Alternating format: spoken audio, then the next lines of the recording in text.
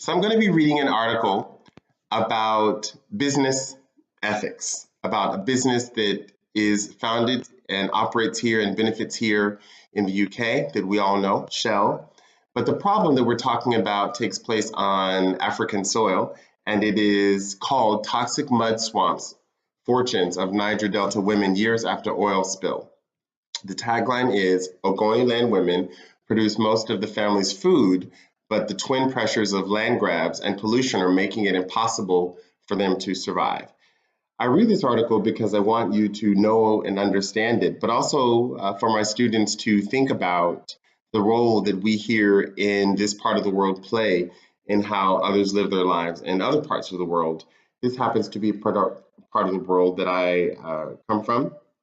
My father is from the Niger Delta, and so I've actually been to Nimbe, a village in the Niger Delta where people live exactly like the image that you would see if you were to open this article from December 19th in The Guardian. And so it goes. Two women pick a slimy path through a creek, prized by generations of their female forebears for its mangroves, which once provided an abundance of food. The elder in orange, the younger in blue, they failed to find a single periwinkle snail, a single fish, or a usable piece of kindling between them. Their feet struggle to take purchase on the mud, more slippery than it used to be. Just so you know, periwinkle is not just a color, but it's the main source of protein for people in this region who live on islands. They eat periwinkle daily. Their heritage stretches out around them, stumps of mangroves, the silent absence of birds, a blackened, blighted landscape, everything coated in crude oil. Literally, if you can imagine, a layer on layer and layers of oil over everything. The woman in orange stops calf deep in the mud. Our land was not like this before, she says. The women suffer mostly.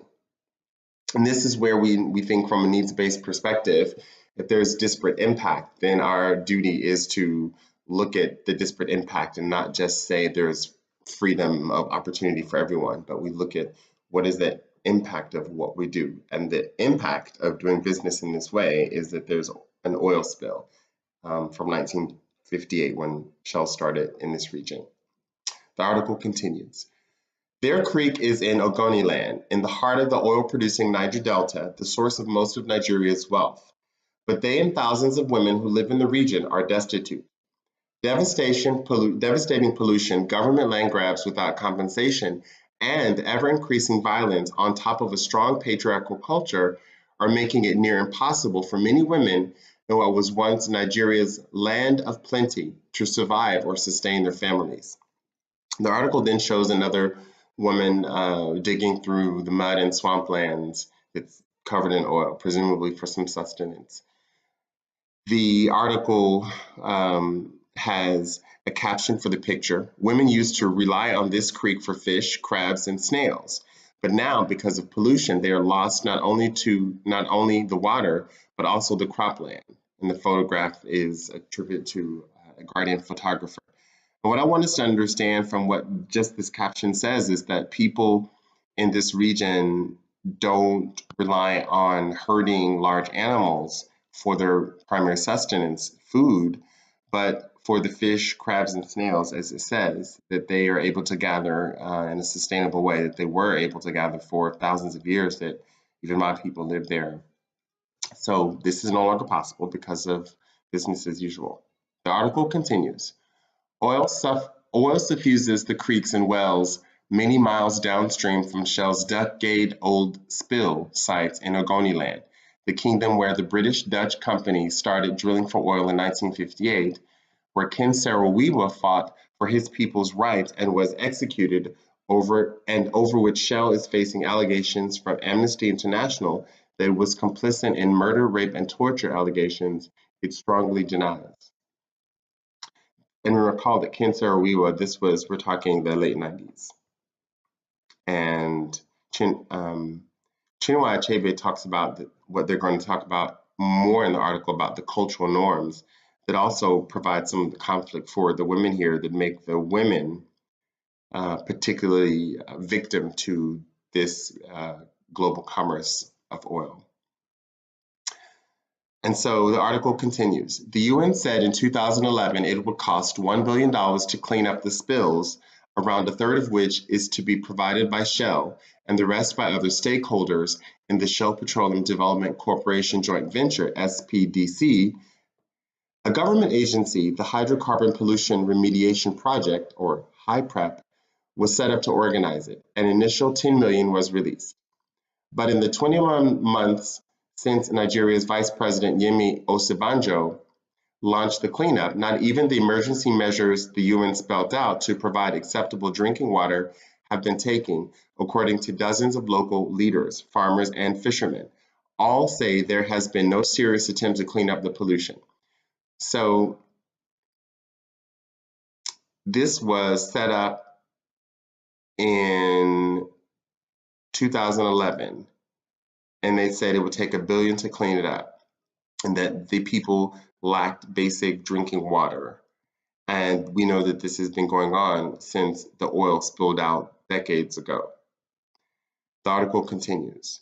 The most polluted sites cannot be cleaned until a center for processing contaminated soil is built, and HYPREP has not even advertised for a company to build it yet.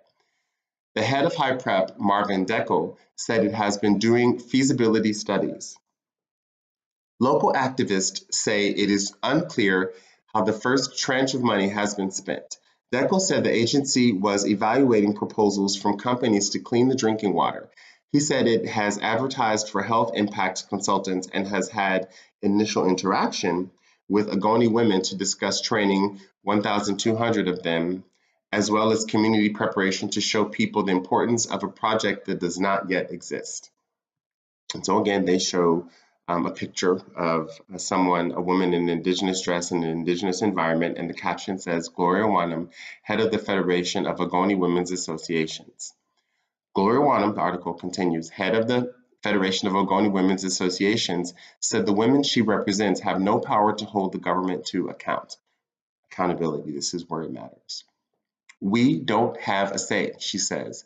This delay, I don't know when they will clean the ground so we can have something good from the soil. So something good from the soil, we're talking about food. Mothers say their sons have turned against them, resentful that their lack of education means they have no prospect of work. With no honest employment available to them, some have turned to drugs and crime. And crime, of course, we know can also come in the form of just finding a way to get money to feed your family. So now they show a picture of a mutilated woman in this region. Gloria Wanham almost died when some locally produced kerosene she bought exploded in her kitchen. This is a picture of this woman. Thousands of young people are in the business of Kopfi fire, slang for the explosive product of illegal siphoning from broken pipelines. Their dangerous rudimentary refineries cost many lives and add to the sticky mess coating parts of the Delta. So basically, people siphon off gas, the crude petroleum that's sucked from the earth, and they try and refine it into things that people can use, like kerosene. In this woman's case, it exploded in her kitchen, and she caught this horrendous fire. And there's a picture of her scar.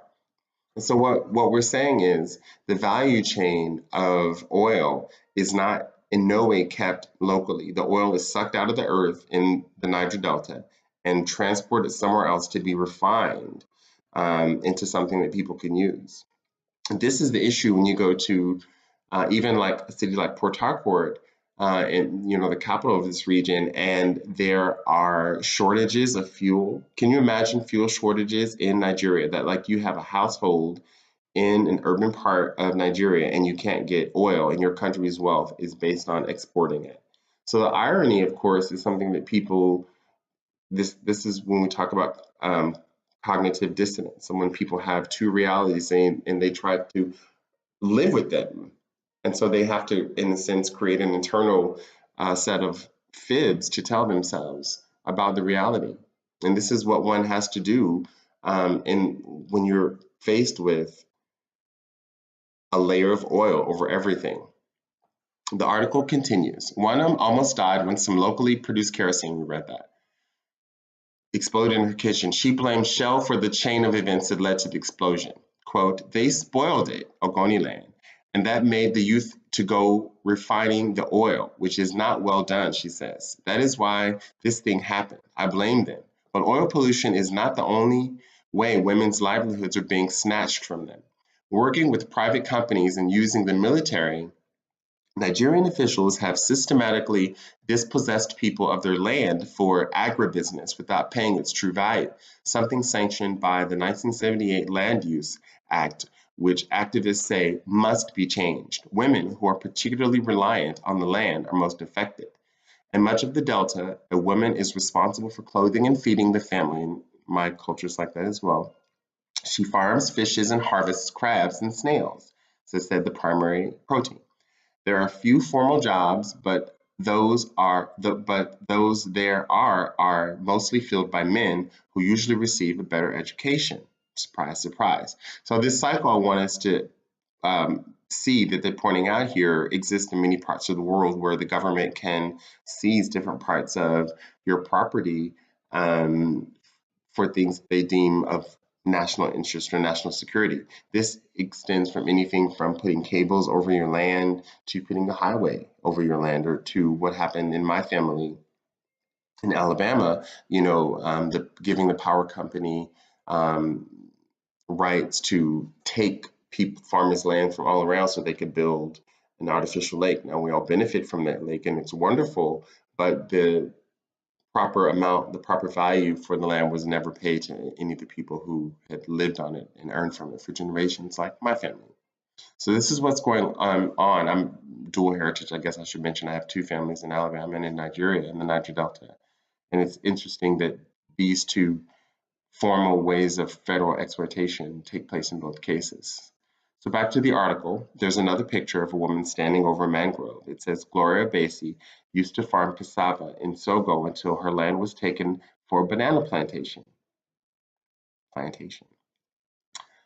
Gloria Basie points out her old farm near Sogo, a community that used to peacefully farm, peacefully and sustainably, cassava until their farmlands were taken in 2011 for a banana plantation, a joint venture between the state government and the Mexican fruit company San Carlos. Bassi lost 28,000 worth of land. San Carlos said the minimum compensation payment for any woman who were not considered landowners was 25,000 naira or $70, but she did not even get that. She and other members of the community said the state government, which leases the land to San Carlos, gave them nothing. So now we're talking about traditional forms of land ownership and how do you determine that? So if land has been owned by a community for millennia and suddenly it has to be, the commons has to be parceled out, this is what we call usurping public wealth. See the movie The Corporation, they talk all about this.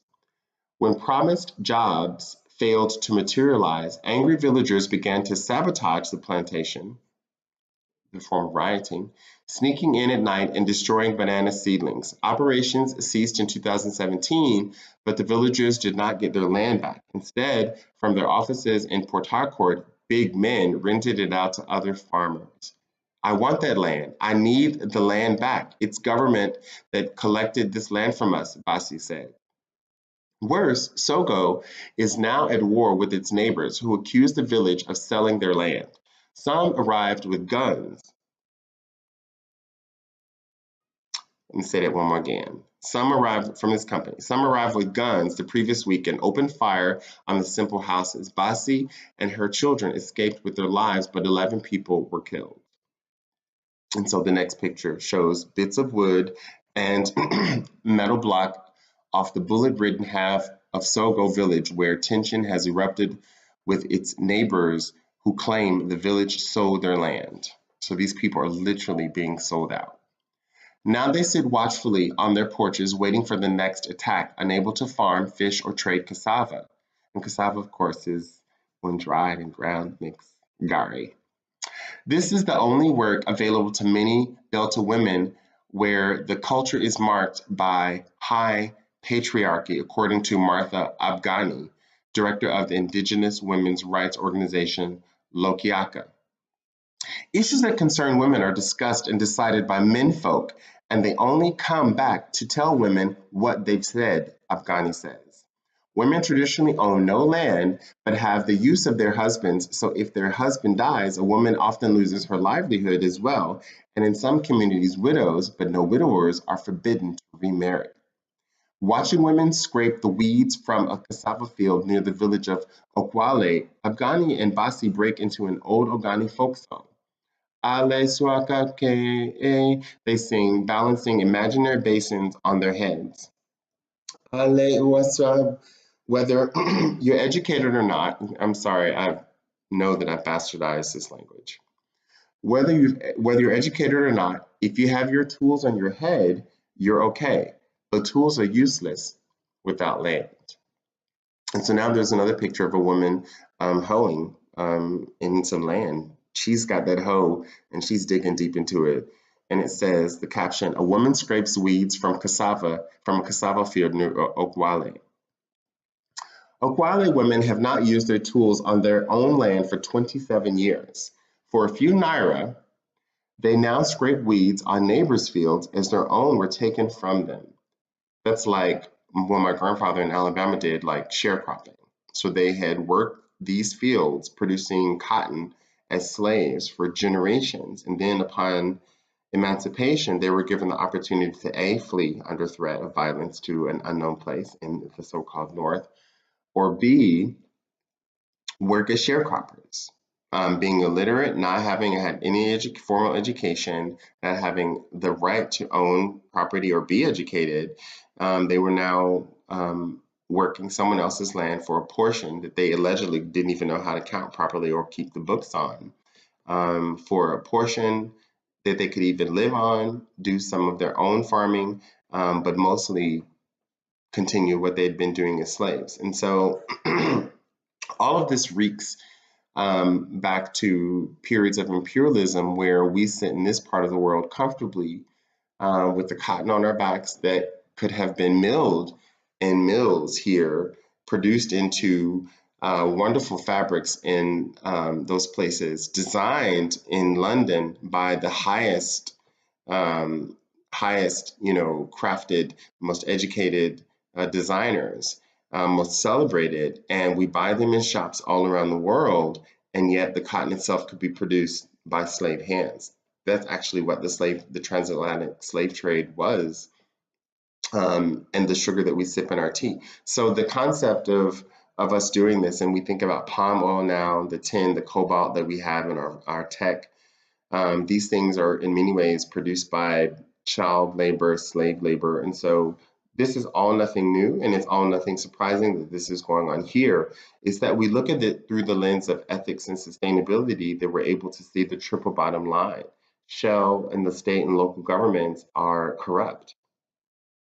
Yes, I said it. It took me nearly 20 minutes to say it, but it's been said over and over again, because if people in what was the sixth largest oil producing region in the world are they themselves living destitute, like there's a problem of fairness there.